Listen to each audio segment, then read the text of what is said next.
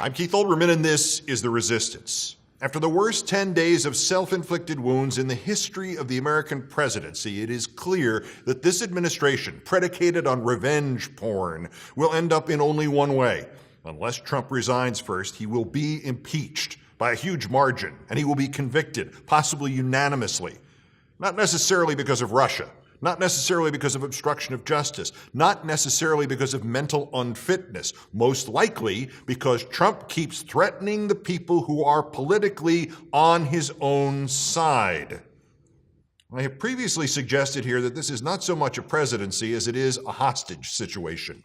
It is now becoming obvious that there's an added dimension to that analogy. It is a hostage situation in which Donald Trump keeps threatening to harm the hostages, except he doesn't have any hostages, which still hasn't stopped him from making a series of increasingly ridiculous threats against not hostages, but against his own party, the Republicans, who are literally the only people standing between Trump and his removal from office immediately.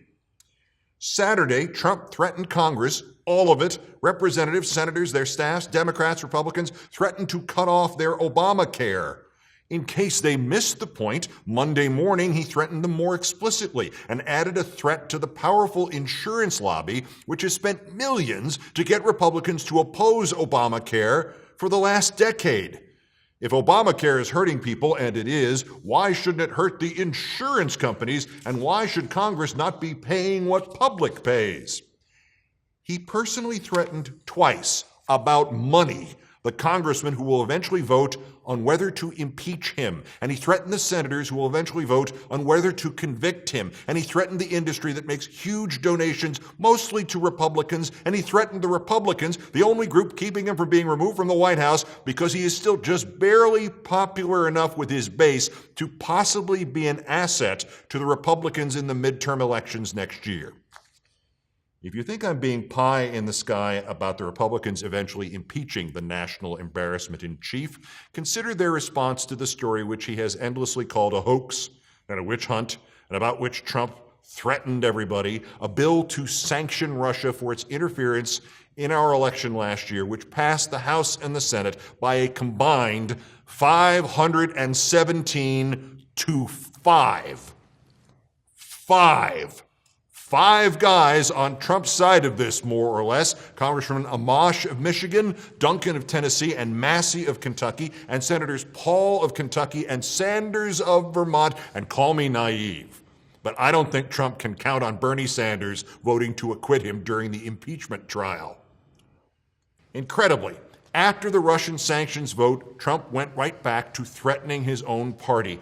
John McCain's famous thumbs down to kill the last repeal fiasco might as well have been a different digit pointed in the opposite direction. It followed 2 years of Trump abusing McCain and months of him threatening every Republican senator, once remarkably enough, to their faces, even the ones whose terms do not end until after his will. McCain didn't kill repeal by himself, of course. Alaska Senator Lisa Murkowski was just as valuable, and her vote came 2 days after Trump's hapless Secretary of the Interior called up and threatened both of Alaska's Republican senators with what would amount to financial punishments against their state because Murkowski had voted no on a preliminary health care vote.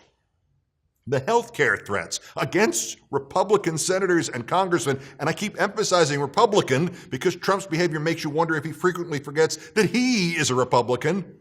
These threats did not end when the latest bill to repeal Obamacare ended. Saturday, Trump declared the Senate a joke because of the 60-vote threshold that didn't apply to this Obamacare vote anyway. Then he specifically wrote that the Senate Republicans, quote, look like fools. Then he tweeted, they are laughing at Republicans. And then back at it in the afternoon, tweeting, unless the Republican senators are total quitters. The next day, Trump's budget director said it was official White House policy that nothing else gets a vote in Congress before health care. Again, in Congress, where Trump lost on Russian sanctions a total of 517 to 5.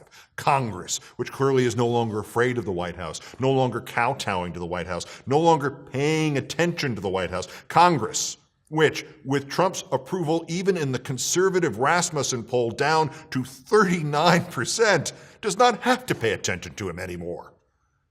But the threats that may be putting the plan of impeachment into the hearts of Republicans and not just Democrats have hardly been limited to Capitol Hill.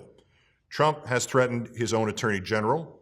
He's threatened his former FBI director. He's threatened the special counsel investigating his possible complicity in the Russia scandal. He's threatened his former acting attorney general. He's threatened his ex-press secretary. He's threatened his ex-chief of staff. He's threatened China, Germany, Australia, Iran, Canada, Mexico, Japan. Jokingly or not, he's also threatened his ambassador to the United Nations, his director of health and human services, his advisor, Steve Go Bannon Yourself Bannon. And after he supposedly turned over his business interests to his sons, he ended a presidential news conference by threatening to fire his sons. Threats are all Donald Trump knows. They and lawsuits and not paying his bills and then daring you to sue him are how he turned an inherited fortune into a slightly larger fortune in only 40 years. They have worked because the world Trump more or less succeeded in and the character he played on television consisted exclusively of other people who could be bought or sold with money, or the promise of money, or the threat of less money. And though money is far too close to being the root of everything in this country, Trump has mistaken all of politics, all of governance, all of America for one large cash transaction, when in fact we are still based mostly on clans and demographic groups and ideology. Every day it must absolutely astound Trump that hitting people with his wallet just doesn't work in this environment. His frustration is obvious. It is clouding what little judgment he had to begin with. It is hastening his removal from office. And that is the only service he has ever done for his country. 517-5. Resist. Remove. Peace.